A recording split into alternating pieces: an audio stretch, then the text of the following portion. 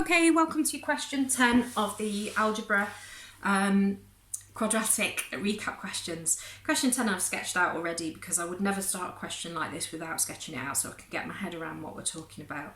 Because it said there was a field, its length was 2x minus 1, its width was 3x minus 2, and the area, which I've written it inside so I can think about that, is 33.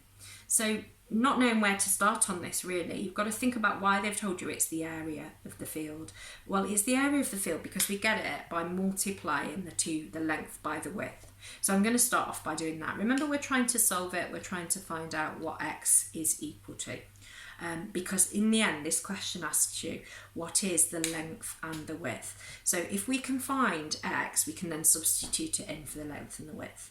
So let's just start, even if we don't know where we're going to get to, let's just start by thinking about multiplying the two sides together to get 33. We know the answer will be 33.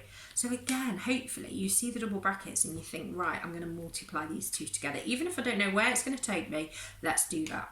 So 2x times 3x is 6x squared. 2x times minus 2 is minus 4x. We've got minus 3x from here. And then minus 1 times minus 2 is positive 2, remember, equal to 33. Now, we know when we're solving quadratics, we need 0 on one side. Okay, so let's simplify this first. 6x squared minus 4x minus 3x, that's minus 7x altogether, plus 2. And then, 33.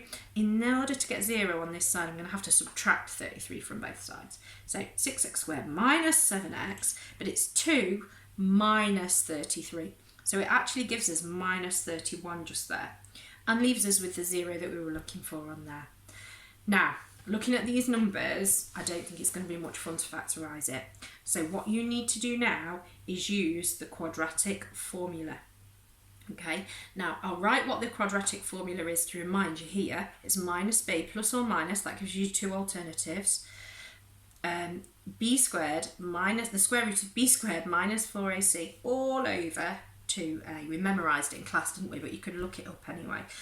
And what you have to do, that's a, that's b, and that's c. Be careful with these two negative values here, and you have to substitute them into this formula.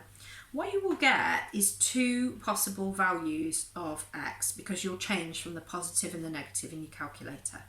Now, obviously, this is a field. You don't want two possible values of x. You just want to know exactly which one it is. Hopefully, when you see these two answers, if you've done it correctly, you'll realise that one of them isn't possible. And the clue I'm going to give you is that this is a distance. This is a distance. So not every single answer in the world could be possible for a distance, could it? So think about those two answers, but that isn't your answer. Remember what I said, we're trying to find the length and the width, so you've got to substitute them in to find the length and the width. Now, if you want some help and guidance and reminder on using the quadratic formula, look at my guidance and my video for question 8 because I'll talk you through in much more detail. All right, so good luck with that. Thank you.